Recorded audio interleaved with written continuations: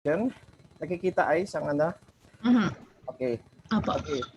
We go back to our mission and vision, which is extraordinary and heroic. And the immediate vision is to grow your business or career 10 times faster, 10 times bigger, 10 times higher. This is now the main website of POFSIS that I'm showing you, but the long-term objectives, TBA objectives that we have for SCP, the long-term growth and sustainability. This is the ultimate goal that we have. And if you will notice, we go back to the COVID-19 and it's a mess. It's war-torn. Parang war-torn siya because of the health risk that we have. Alam naman natin lahat yun. Safety exposures that we have. Obviously, there are a lot of job losses and nag-slow down ang economy. And this is where we are right now. And I think you have listened previously to the things that I have been discussing when COVID started. Okay, nang mag-ECQ. But it doesn't end there. It doesn't end there. Where we are right now, hindi yan natatapos sa ngayon. People are working from home and we see ourselves baka it will last longer, baka another year. Okay? And most people are mostly online. Alam na natin ito. But the question is, what will happen to SCP as far as the long term is concerned? Again, this is consistent to the plans that was mentioned by Isa before. Okay, that was discussed to you. SCP not only survived because of its dedicated personnel, we survived because of a strong client relationship, because of committed leaders, because of the great efforts that we have, all of us, and the timely actions that we did, we momentarily survived. Ulitin ko lang, because of our dedicated personnel, strong relationship with clients, committed leaders, great efforts, timely actions, we momentarily survived. But the crisis is not yet over. The crisis is not yet over, not because of COVID. Not because of COVID, but because of the effect in our industry. Ito ay ang epekto sa ating industry ng COVID. Ano bang effect? I think alam nyo na naman to. SCP right now, the weakness is, or SJC as a group, our weakness right now is operating processes are still similar to our previous processes and how we do things. And that is the biggest weakness that we have. Why? Because the threat, the industry has adapted online. One Tax, Taxomo, government agencies, almost all are online. 9 months has passed, simula yan ng, or already 8 months, simula ng March, and we are still operating how we operate, similar, but the industry has already adapted. Ang point ko dito, yung One Tax, Taxomo, government agencies, lahat na naka-online, tayo na lang ang hindi pa. So, that is a threat to our existence, which will later on make us obsolete in the near 5 years. Magiging obsolete tayo, magiging irrelevant tayo, and the last one, we will have an untimely death as a group. So, this is unavoidable if we will not do something else.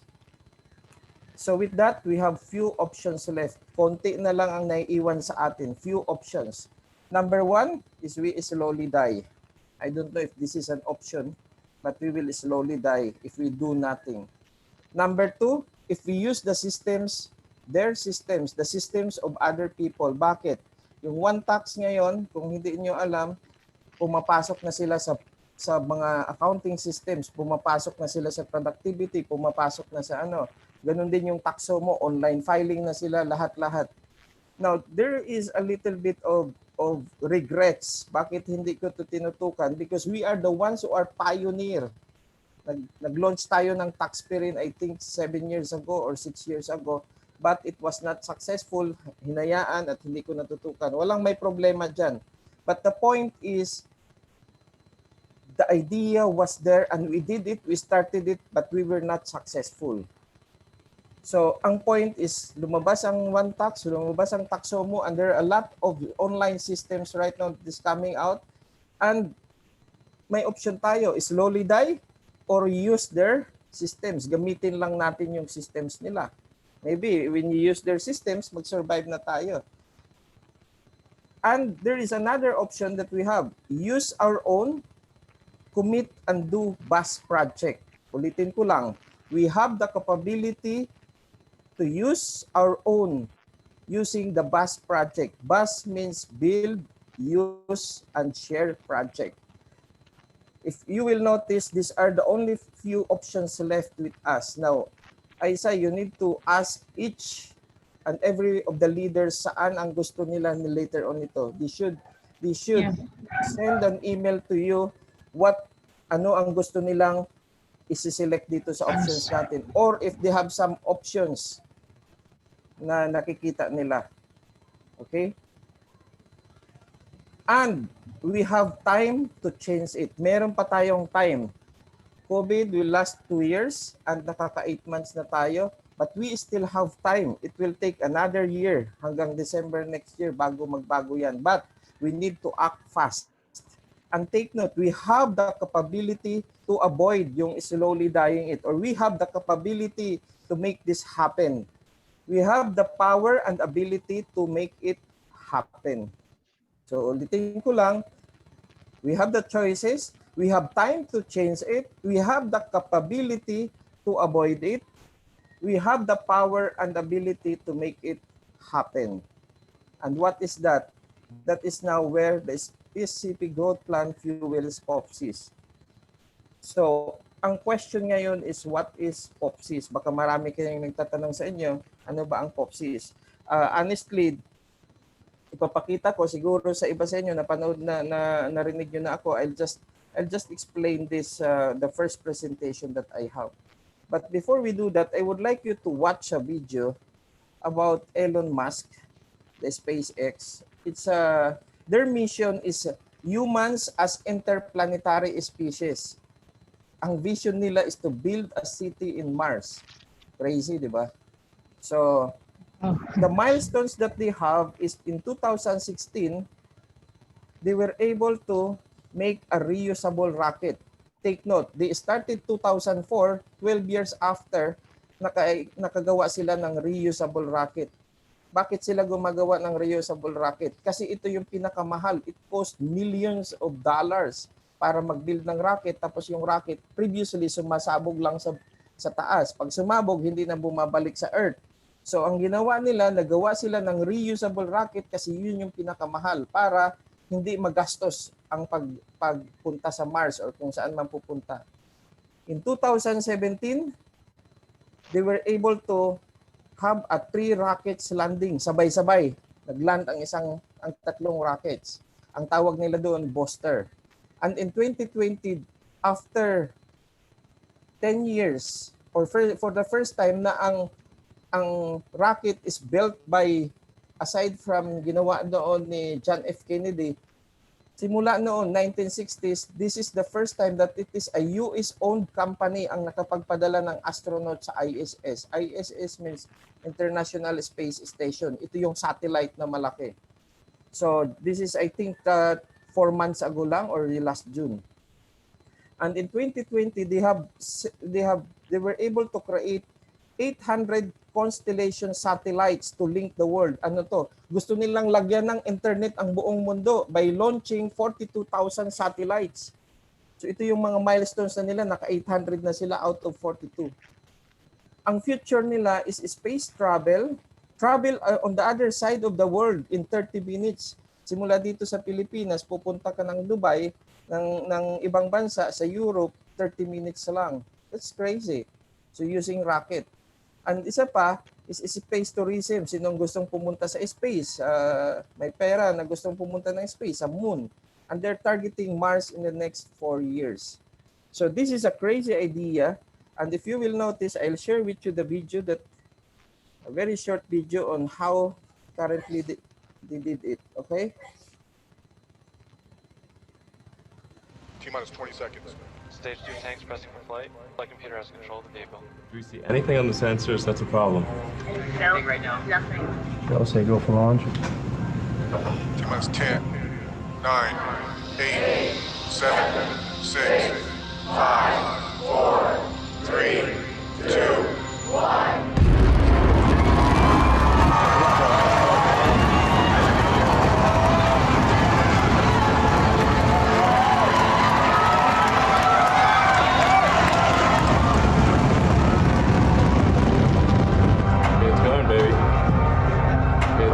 Come on, baby. Let's go. All right, so what you got?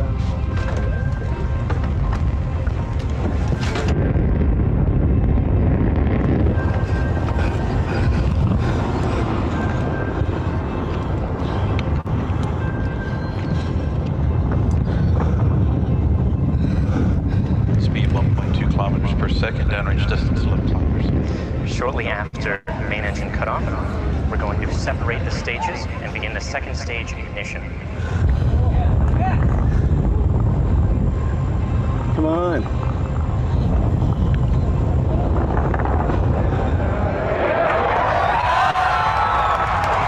Main engine cutoff. The first stage is returning to land as the second stage powers the ORBCOMM satellites to low Earth orbit. The fairings have successfully deployed.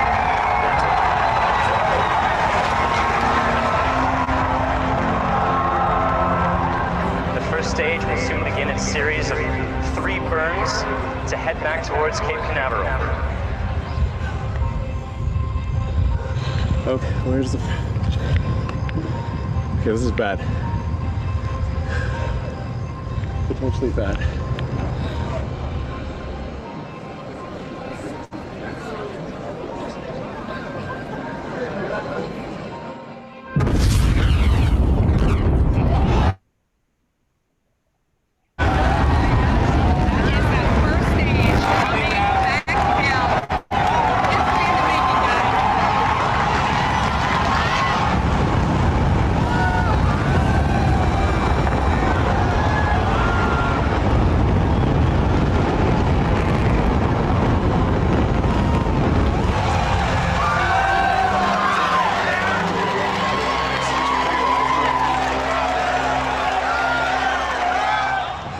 Standing up. It's standing up. When we started coming in, it sounded like an explosion. Yeah, man. Oh my god. Yeah, look at this. Look at it. Look at it. It's just sitting there. Look at that. What? Holy smokes, man.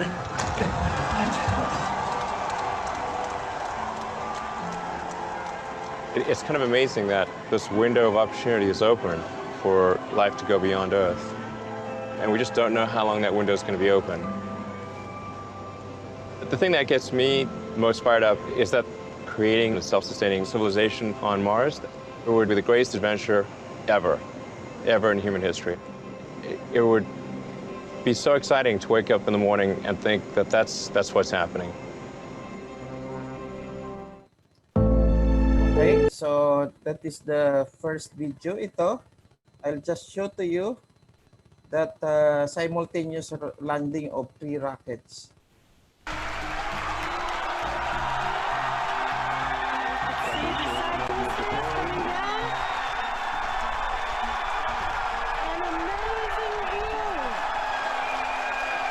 can hear our crowd going crazy right now. Both side boosters has landed on our landing pads. Zone 1 and Zone 2.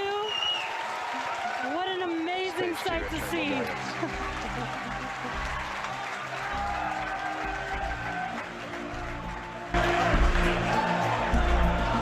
Now we're waiting for the engine to shut down on the second stage,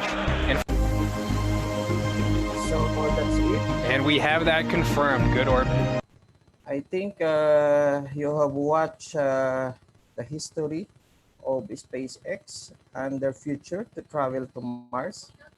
And I think you know already. So as far as we're concerned, what is POFSIS? POFSIS is, we still consider this as a startup success. And this is a crazy idea actually, similar to the crazy idea of going to Mars. And the roadmap is, I will be presenting to you the fifth, the directions that we have, the goal, the TB objective that we wanted. And in the future, ano ang pwede nating gawin? Nasaan tayo sa number 1 at ano ang patutunguhan natin, anong gagawin natin para ma-achieve ang number 5. So ang i-present ko sa inyo is ano ang direction natin. So again, the direction is still extraordinary and heroic. And if you will notice, these are all popular startup companies. Lazada, Netflix, Dropbox, Airbnb, Okta, Cloak, Wix, YouTube, Grab. Lahat ito mga sikat na mga companies, even Facebook, Instagram. And itong ginagamit natin ngayon is Zoom. These are all what we call as unicorn, which are billion-dollar companies, but they started small. Lahat yan, nag-umpisa sila ng maliit. They just have this crazy idea. Now, the upcoming successful companies, there are 3 companies. Number 1 is ClickFunnels, number 2 is Canva, and number 3 is Odoo. Okay, so I'll give you a brief background of these 3 companies. They are the upcoming unicorns in the US. They are called unicorns if the company has a $1 billion valuation. So $1 billion valuation. So explain ko lang itong 3 companies. Na ang Odoo is coming from Belgium, and ang nature of business is ERP. It's business to business, and ang target market nila is SME. Ang model nila is free, tapos mag-upgrade ka, may bayad. The price is $4 to $14 per user per month. They started in 2005, 15 years na sila ngayon. Kung hindi nyo natanong sa akin, ginagamit ko ang Odoo before. Ang pangalan niyan before is Tiny ERP or Open ERP. So nag-change sila to Odoo. I think that was 2005 nang nag-umpisa sila, alam ko na to. So, mas madaling gamitin ang QuickBooks, so nag-QuickBooks ako. So, baka yung iba sa inyo nag-aaral pa, no? So, ginagamit ko na to before pa. Alam ko na yan. So, ang funding niya is 14 million. Yung mga nag-invest sa kanya, 14 million na. Ang number of users niya worldwide is 4.5 million. Obviously, the awards is nagkaroon sila ng award, and ang marketing strategy nila is they build a community. Ang estimated valuation nila ngayon is $1 billion. ClickFunnels is a SaaS company in the US, and it's a marketing company. B2B, B2C, and professionals ang target market nila. Free trial and upgrade. Ang price nila is $97 per user per month. Okay, ang years nila is 6 years na sila. They started 2014. And the annual revenue that they have is $100 million per year. Ang funding nila wala. Hindi sila kumuha ng mga financiers kasi kaya nilang bayaran ang sarili nila from the income. Number of users is 100,000, but almost all are paying. And the awards that they have, 8 and the marketing strategy that they have is ClickFunnels. This means that they are using their product to market themselves. Kaya sila successful, ginagamit nila ang kanilang produkto. The founder is the face of the brand. Yung founder mismo, siya ang lumalabas, siyang nagmamarket. And the estimated valuation right now is 360 million. The third company is Canva. And it's a SaaS company coming from Australia. It's a design marketing company. And ang kanilang negosyo is gusto mong mag-design, madali kang makapag-design kasi gagamit ka lang ng Canva, may mga pre-existing designs, nagagamit ka na lang daw, konting edit, makakagawa ka na ng marketing material mo. So, target market are professionals. Model strategy is free trial and upgrade. Ang price niya is $15 per user per month. They started 2012, 8 years na ngayon. And they have an annual revenue of 50 million, but their funding, yung mga nag-invest na sa kanila is $301 million. The number of users is 15 million. And 750,000 sa first year nila. And the awards nila is apps of the year 2019. Ang kanilang strategy is EO, content, social, marketing strategy. And the current valuation is $6 billion. Siguro maraming hindi nakakaalam sa inyo that about 6 years or 7 years ago, I talked with Brother Wow. Sabi ko, bro, mag-create tayo ng IT program. Kasi nasa marketing ka, ito ang design ng marketing program. So, 3 times kong sinabi kay Brother Wow, kilala nyo naman si Brother Wow, 3 times kong sinabi sa kanya, in short, hindi kami natuloy. Tapos, just 2 months ago, pinakita ko sa kanya yung Canva. Nang tiningnan niya, ang sabi niya sa akin, bro, ito yung sinasabi mo sa akin nang nag-uumpisa tayo. Parehong pareho. Sabi niya sa akin, sayang ano. So, why I am sharing this one to you? Because we have idea and the idea is $1 billion, but we did not do it. We did not do it. Another product is I think ganun din, mga 6 or 7 years ago, kausap ko ang legal manager, si Greta before, sabi ko, Greta, gusto kong magtayo ng isang internet site na kung pwedeng mag-complain doon sino man na may problema sa mga companies. Kasi kunyari, ako, nabitin ako sa Cebu Pacific, na late ako, pinenalize ako nila, 5,000, galit na galit ako. Tapos, only to find out, nang paalis na ang eroplano, 6 hours delayed. So nagagalit ako, nagbayad ako ng 5,000, 6 months delayed. So sabi ko, hindi pwede ito. Disadvantage sa atin ng mga users. So let's set up ng complaint center, tapos hati na lang tayo sa income. Obviously, hindi natuloy yon. And then when we went to RISE conference last year in Hong Kong, kasama ko si Alina, nakita namin isang product coming from Spain, parehong-pareho sa concept na sinabi ko before. So may mga contact sila sa lawyer, nagsiset up sila ng network, at nagiging worldwide na sila.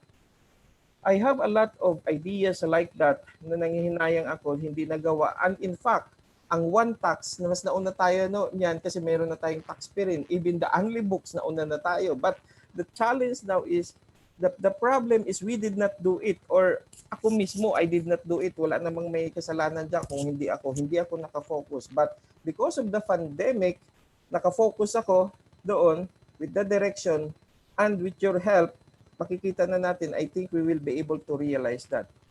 I'll show it to you the present apps para lang ma-appreciate nyo kung anong iniisip ko. The present apps and tools ngayon is focused on one app. Successful ones tried to upgrade personal apps to business apps or vice versa. Pag business app siya, gusto niyang gawing personal app. Pag personal app siya, gawin niyang business app. But they could hardly integrate and simplify. Yung Facebook, nahihirapan. Ang successful is maybe Grab. Pero they have this na talagang ang Grab delivery lang. Nahihirapan sila. Ang Facebook is a social network. Kahit mag-offer siya ng business, hirap na hirap. Ang Google is a search engine. Anyway, the future of apps is PWA, Progressive Web Apps, which is the first feature is personalization. Personalization is a little bit customized. Depende sa users. Pangalawa is integration of personal, communication, marketing, advertising, productivity, and all. Productivity means office, business, where sharers will also earn. Ngayon, nangyayari ngayon itong naka-block, but the blue one is not yet happening. And this is the concept of our product, POFSIS, is there will be productivity, nagme-merge ang number, nagme-merge ang okay? So, nagme-merge ang personal at business. So, take note, sa ngayon, kahit saan, ang vloggers lang ang gumagawa ng mga YouTube videos, sila lang ang kumikita. The concept that we have is isang ordinary user, pag nag-share siya at may bumili doon, kikita siya. So, the sharers now will also earn. This is a crazy concept, and we are now into that direction. That is part of the POFSIS plan. So, nakalatag na siya. We have now a plan on this one on how to do it. So, merging of personal and business, and we are the first group na alam ko ngayon na nagagawa niyan. And then last month or 2 months ago, may nakita ako, nag-attempt sila. Pero it's more of a projects app. Mini-merge niya ang personal at saka business. But this one is something crazy because ang laki nito. Ang laki nito na POFSIS. So anyway, these are now the upcoming SaaS, billion-dollar companies, unicorns, and ang sabi ko, I'm sure that POFSIS, a tool coming from the Philippines, the nature of business is both personal and business. The target market are even internet ordinary users in the future. The model of strategy is free trial and upgrade. The price is $4 per user per month. 7 to 8 years from launch, we are targeting an annual revenue of 100 million and the funding of 200 million. The number of users after 7 to 8 years is 20 million, and we must be the fastest growing app. And the marketing strategy is SEO, content, social, founder of the face of the brand, and honestly, we are setting this up right now. And the estimated valuation 7 to 8 years from now is 10 billion. One of the successful companies is Zoom, and it took them pandemic, naging billion sila dollars ngayon. They are now 136 billion because of the pandemic. So with that, ClickFunnels, Canva, which is owned by a Filipino incidentally, and Udo, which is the same as ERP, parang POFBooks yan. And in the future, POFSIS will be one of the successful startup companies. And we do believe that in these popular startups, in the very, very near future, POFSIS will be one of them. Watch out, starting November 13, we will have a staff presentation about the directions. Itong present ko sa inyo, ipipresent ito sa lahat ng staff starting November 13. 13 or the week after, we're just preparing ang marketing group. Okay? So, how SCP now and the growth path of SCP, what will be the contribution of tools to be contributed to POFSIS? So these are now the tools to be contributed to POFSIS. ICTA, audit, eTax Pro, books, projects, tax audit, payroll, timban, field taxes, and any others na gusto nyong i-contribute later on. So ito specifically coming from SCP ito. How to make it happen? We have created a bus project coming from SCP, and the overall lead is Ella Aquino. Hindi alam ito ni Fatima. I don't know if she is free, but leader lang, and there will be an assistant lead which mag-hire tayo ng full-time para mag-lead sa SCP team. And the bus 2 leads will be audit, si Fatima, I think existing na to. eTax Pro, si Jock. Box, si Wilma Texon. Project, si Mariza. Payroll, si Beron. Timban, si Jay. Field taxes, si Myra. Systems Implementation Tool, this is a new one, si Beron at saka si Mary Ann. Tax Audit, wala pa. ICTA, wala pa. I think hinahandle to ngayon ng staff. And the group who will assist us in the implementation is Beron. Always take note that the bus project is build, use, and share. Hindi lang siya use, but build, use, and we will share in the future. Pag ginagamit natin, sure ako na may bibili sa atin yan. What we need is we need more leaders to commit to lead, who can commit and will commit to lead to the bus project. Again, it's a build, use, and share project, and there will be a meeting on tomorrow, October 31, 10 a.m. with the agenda of personalization. Okay, I have scheduled myself every Saturday kasi pag weekdays, busy lahat ng tao. So lahat ng presentations ko sa bus team, and even my bus one is on a Saturday. So special session ito kasi ang agenda tomorrow is personalization. Siguro kung nag-attend kayo ng mga bus to meetings, updated kayo anong nangyayari. So anyway, again, we need more leaders who can commit to lead to the bus project. Leaders means itong mga tools na to at itong team na to, pwede madagdagan yan, pwede mag-volunteer. Merong leader dyan, pwede mag-assist. May leader, pwede may mag-assist yan. So, what are the expectations from each one of us who will be volunteering in this team? So I will show you another video on what will be the expectations. This girl is the Glenn Shotwell. Actually, pinadala ko na to sa iba sa inyo, pero para sa mga hindi nakapanood ng video, this is Glenn Shotwell. She is the CEO and General Manager or President of SPACEX, yung nagpalipad kanina ng rocket. Si Elon Musk, siya yung chairman or founder. So, yun yung visionary. Ito siya ngayon yung presidente at saka chief operating officer, I think. So, I'll show you some snippets of this interview sa TEDx para lang ma-relate nyo. Here the expectation. And may narinig ba yun, Aisa? Yes, sir. Okay. So I think we got the message. You got the message. I'll just check if this is still the same. It's like you play a kind of a key intermediary role. And this is the third one. It feels like you play a kind of a key intermediary role here. Well, I mean, he sets. You can. Internet, and I don't. Okay, so yan. Siguro ito. I'll just share with you this. So that ends our videos, and I will just to complete this presentation.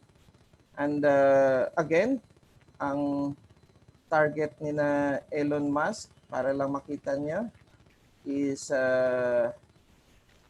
reusable rocket, 3 rockets landing, sent to astronauts sa International Space Station, and 800 right now constellation of satellites to link the world. May 42,000 silang target. Ang future nila is space travel and space tourism. In the next 4 years, makapagpadala sila ng rocket sa Mars. And that is similar to our POFSIS. And we consider POFSIS as startup because this is, kumbaga sa this is another level for us. And I have discussed to you the presentation and the expectation. So again, watch out for November 13, all staff presentation about this direction. So ito yung tools na to be contributed natin. And how to make it happen. This is now the team. And I have discussed with you, again, this commitment to lead and the expectations. Ulitin ko lang, I will just set the directions. I will no longer do the details and how to, I will set the why and what, and maybe the how to the leaders can do, how to make it happen. So the TB objectives that we have a few options left. Slowly die, use their systems of other people, okay, or use our own, commit and do the BUS project. I think each one should come up with a write-up on how, which one we will choose and how we will participate. With the long-term objectives of growth and sustainability, we really badly need the BUS project. So with that, I would like to thank you, and you can ask Aisa for comments from few of them. Okay. Thank you, Sir Neil. Thank you for giving us the clear directions with our BUS project. So we'd like to ask some comments or feedbacks or suggestions from our participants here.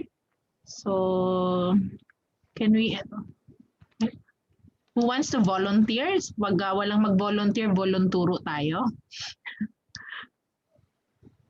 Okay, let's hear from one of our leaders, Miss Connie. Sorry, ikaw nakita ko eh. Miss Connie, you're on mute. Miss Connie. Okay, sorry. Balikan natin si Miss Connie. Let's hear from Miss Fatima. Hello. Hello, ma'am. Yes, ayan. Okay, thanks. Sige, what is your feedback, suggestions, comments based on the presentation? Yung key takeaways ko lang doon, ma'am, is yung commitment talaga nung whole team. Since you have the ideas na talaga doon sa, sinabi nga ni sir, if you have an idea, tapos hindi mo siya gagawin, magkakaroon ka ng regrets and yung opportunity lost doon sa sa idea na yun. ang ano natin doon is we have to be committed doon sa gagawin talaga natin, and we have to believe that kung paano siya mangyayari. Yun, ma'am. Okay. Thank you, Fat. Let's hear from Lay. Lay? Okay, balikan natin si Lay. Lloyda? Mag-unmute na po kayo, yung kailangan magsalita. Lloyda? Natin si Lloyda. Marisa? Maris? Hello, ma'am. Yes. Yes, so, po. actually, what was presented by CERN is a very huge project. So it is not only commitment, but it also needs talent and fun and focus on the projects to be achieved. Yun lang po. Okay. Okay, let's hear from Miss Connie. Hello ma'am, good morning po sa lahat. Good morning, Ma'am Marisa. Sa akin naman, ang ganda ng idea. Wala akong masabi. Tapos yung Elon time, parang yung NUS time din na you have to aggressive, yung napaka-aggressive. Tama rin naman yung sinabi nung sa SPACEX na pag may mga ganung idea. Yun yung ang ganda ng message eh. Ang ganda talaga ng message no Ang problem lang natin, wala tayong $1 billion funding. So, pero maganda ma'am, maganda yung idea. Yung na lang siguro, focus lang siguro tayo on how to do it. Sabi nga ng babae dun sa post muna tayo, tapos find ways na lang how to get that very beautiful ideas. Yun lang po. Aisa, gusto ko lang mag-comment sa sinabi ni na wala tayong funding. Totoo yun. And just to tell you the history of SpaceX, Elon Musk was nearly bankrupt or almost bankrupt. Naubos ang kanyang 150 million hanggat hindi pa tumatakbo. And for whatever reasons, nag-survive sila. So, yun. Bankrupt talaga sila and they made find ways, and that is maybe my role on how to think on how we can move forward on the financing side. So I will do something about that on that aspect. But kaya ko lang sinishare ito is Elon Musk was also bankrupt that time. Naubos talaga yung kanyang 150 million na meron siya. Sige. Okay, thank you, Sir Neil. So funding is not a problem. Magagawa natin ng paraan. Okay, so though we will be doing a lot of investment here, but that's part of the on any project naman parating kasama yan, funding. So we will do something about it. Okay, so let's hear from Abby. Abby. Hello, ma'am. Good morning. Abby Laksama na po ba? Opo, ikaw po. Abby Laksaman. May iba pa bang Abby? Wala po, isa ka lang pong Abby. Sige. Hello everyone, good morning. So, i-take away ko po doon sa presentation, if ever na kapag meron po tayong idea, kailangan we have to put it into action. So, yun nga po parang dun sa presentation ni Sir, meron siyang idea before kaso hindi po siya nag-materialize. So ngayon, nandito na tayo. So kailangan yung cooperation ng bawat isa and focus. And yun nga po, parang natutunan ko din na sa una talagang ano ba yun? Mag-a-adjust yung bawat isa.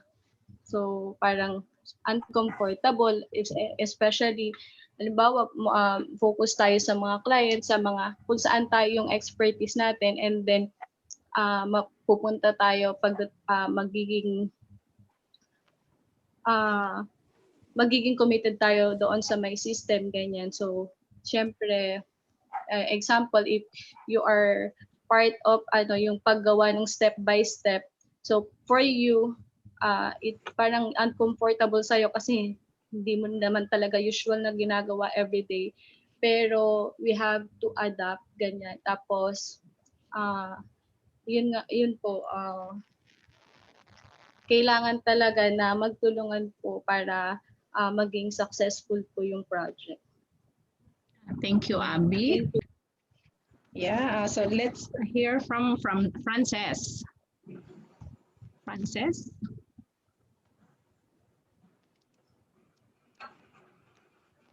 Hello, Frances, are you there? Nawala si Frances. Frances, you're on mute.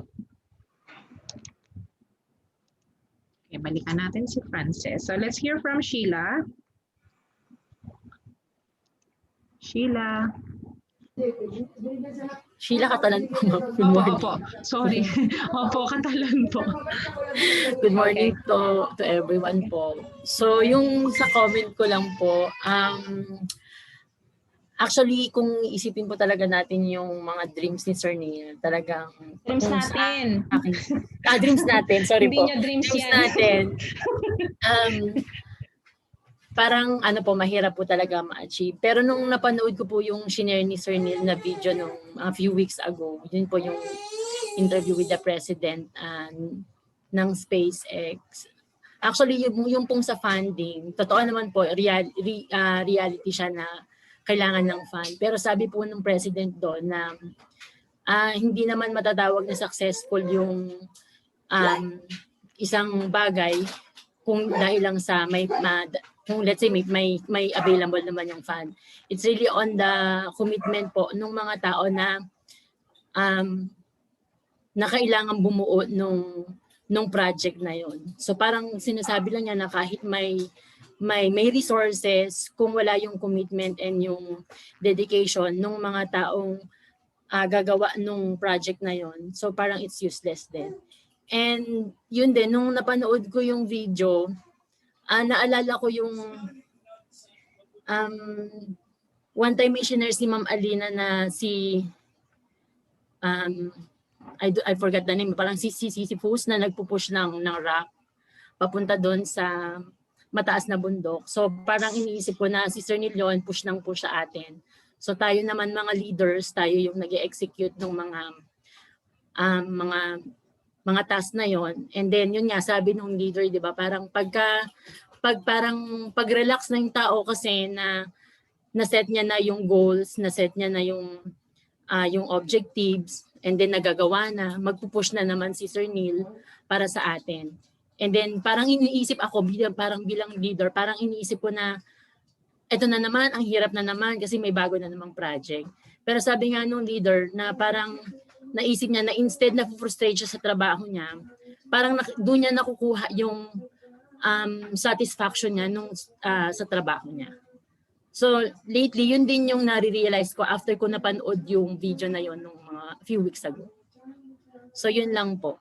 Thank you. Thank you, Sheila. Magandang realization yan. Okay, so let's hear from Frances. Frances, are you ready? May problema sa audio si Frances. Okay, so let's hear from Ira. Ira? Hello, Ira. Okay, balikan po natin si Ira. Myra. Let's hear from Miss Myra. Ako na pala, nagulat ako. Ikaw na po. Good morning po. So, morning. Previously, kumbaga I've been working with NUS na dun sa ilang mga projects, especially dun sa taxing. So what I noticed lang, tama yung sinabi ng president ng SPACEX na parang si NUS kasi gano'n si NUS kasi parang magpupush siya ng mag-delay down siya ng vision and then you have to do it. So the nagiging problem lang minsan with people is masyadong nagiging reactive. That nauuna yung mag-react na hindi kaya to, hindi posible to, parang ang labo naman ito, ang doubtful naman ito. So tama yung sinabi ng president na sometimes you need to pause muna think about ways kung paano natin magagawa. So, syempre, apart from it, kailangan talaga importante yung talent din ng tao. So, placing the right people, choosing the right people to do the task is a very essential key para ma-accomplish kung ano man yung dapat. Yun lang po. Okay, thank you, Myra. So let's hear from Ira. Let's go back to Ira. Hello, Ira. Okay. Ayan. No mic si Ira. Okay, mag-email ka na lang ba, Ira? Sige. Okay, let's hear from Jay. Jay? Wala din si Jay. Jay. Dito po. Ayan. Okay. Lakasan mo, Jay. Medyo mahina lang yung mic ko, ma'am. Sige. Yung takeaway ko lang dito, based do sa sinabi rin ni Sir Neil, ang kailangan talaga natin is yung mga committed leaders, yung kailangan natin yung mga yung mag-navigate, yung magpupush yung mga tao to, kasi syempre kung wala yung katulad yung sa SPACEX, kung wala yung mga CEO na yung kapag si Elon Musk, kapag may sinabi siya, yung girl na nandun sa video, siya yung kasi ang tendency ng mga tao pag medyo parang hindi ko kaya, kini-question kagad niya yung ano eh. So, dapat may mga ganun tayong klaseng leaders na makakaisip ng paraan kung paano natin magagawa yung mga bagay na tingin natin ay impossible. Yun po, ma'am. Okay. Thank you, Jay. So let's hear from Loida. Loida, may audio ka na ba? Okay, how about you, Kla?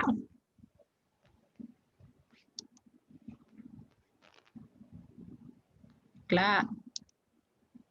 Hello po. Hi, good Hi, morning. good morning. Ayan. Yung take-away ko lang siguro po doon sa not only on the video but for the whole or for the project, it's more of alam natin lahat tayo meron tayong project management, but this project kasi it's more on like you were thinking out of the box and going out of your comfort zone, because this is really not our comfort zone. That is what parang yun yung pinapaano sa atin ni Sir Neil doon sa project. Pero we should have, of course, katulad ng mga sinasabi po nung iba, is commitment and dedication to do it. Maybe in the future or habang ginagawa natin yung project, makalimutan natin yung video na pinanood sa atin, okay lang yun. Para sa akin, okay lang naman. Wala naman pong kaso sa akin yung video eh. It's more on, we just have to imagine having it right now already, yung project na ini-imagine natin. That will help us drive to do it better or to do it the way we want it. Yun lang po. Thank you, Kla. Ganda yun na. Sige, so let's hear from Miss Joy. Andyan ba si Miss Joy? Ma'am Joy? Ay, hello, good morning. Good morning, Miss Joy. Ang take away ko lang dito sa presentation ni NUS, this is more of a long-term project para mag-survive ang SCP. So, kailangan natin ng committed leaders and dedicated leaders na tutulong, and also dapat maging consistent din sila. Tapos na-amaze ako sa presentation niya kasi visualize niya kung ano yung mangyayari 8 or 10 years from now. Dapat tayo ganun din. Ilalagay natin sa bulletin board kung ano yung gusto natin para ma-achieve natin yun. And also, ang natutunan ko dapat dun sa interview, dapat we have to move faster or move quickly para hindi tayo ng ibang projects kagaya ni yung naisip ni Sir NUS, hindi niya nagawa agad. So dapat we have to move faster. At hindi, yun, and we want, para ma-achieve yung goal niya. Yun lang ang natutunan ko. Then, nakita ko may isang tool doon na kailangan ng volunteer, yung tax audit. I can help in the tax Yay! audit. Kasi yun naman yung ginagawa ko ngayon, yung BIR audit assistance. Yun lang. Thank you. Wow, thank you, Miss Bojoy, pa sa pag-volunteer sa tool na yon. Thank you. So, we have to create your team for that. So, yan. Thank Okay. you po. May nag-volunteer agad. Ayan. So, let's hear from Miss Shirley. Ma'am Shirl. Hi, good morning. Akala ko exempted na ako. Wala daw pong exemption eh. Actually, noon pa, believe na ako dyan kay NUS. That time pa when we are working before. Kasi even sa launching ng tax-free, believe na believe ako doon. Kaya na nga, yun nga, yung sabi niya is napabayaan. And I'm happy na this time, marami ng committed leaders to help fulfill yung mga visionary, mga ideas niya na nasasayang. Kung babayaran nyo, napakamahal sana. Kaya lang, yun nga, siguro nga walang committed leaders, walang willing mag-sacrifice kasi andun tayo sa sabi nga traditional way of working, yung andun sa comfort zone. So kailangan lumabas talaga tayo kahit bawal. I mean,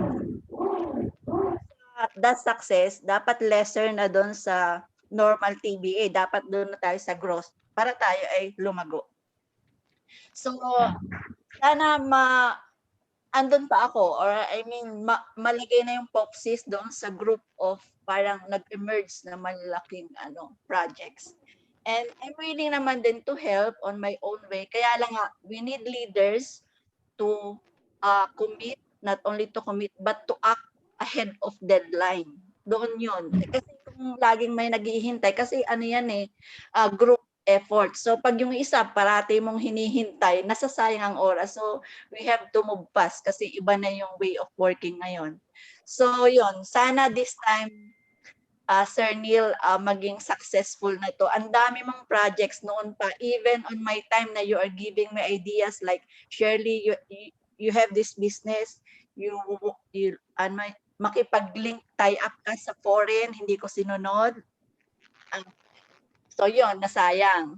So nawala yung business ko. And then sabi niya, you need warehouse, you buy a lot here in Taguig, pero hindi ko rin sunod. And ngayon, success na din. So visionary si NUS na dapat nating suportahan. And then maswerte tayo na tayo andito pa at nagagamit tayo ay tool para ma-fulfill yung kanyang mga missions.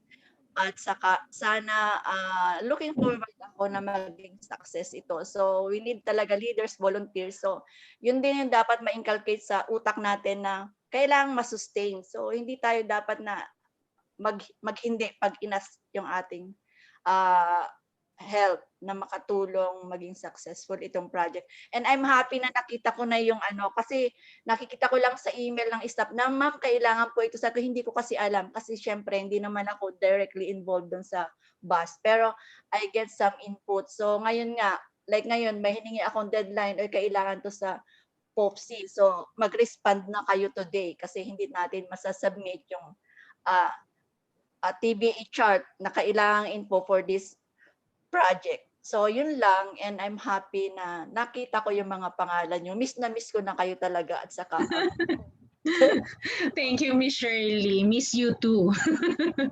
Ayan. So, thank you, Ma'am Shirley. Magandang it would be a very inspiring and for a challenge for every one of us.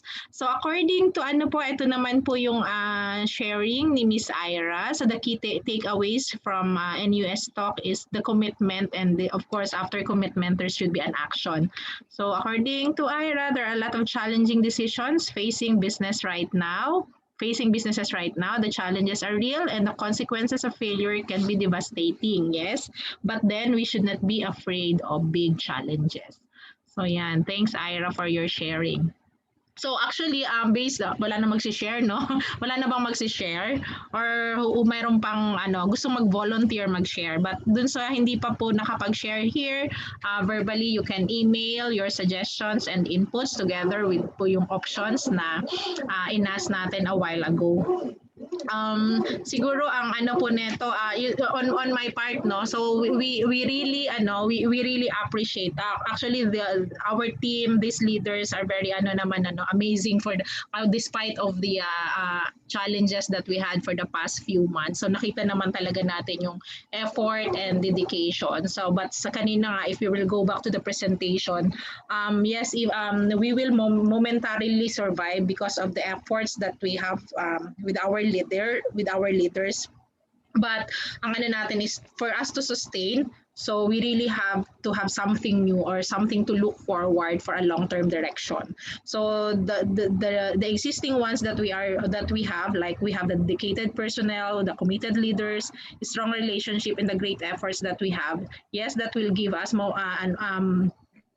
an effort and a direction also for momentarily surviving this situation. But then again, the long-term one is the one that have been discussed. So ito yung ating long-term direction and long-term success that we are of course that we want to achieve for each and every one. So yun, so and we really encourage each and everyone to participate, not only on the side of the leaders but yung buong organization will be part of this bus. So everybody should ride and drive the bus.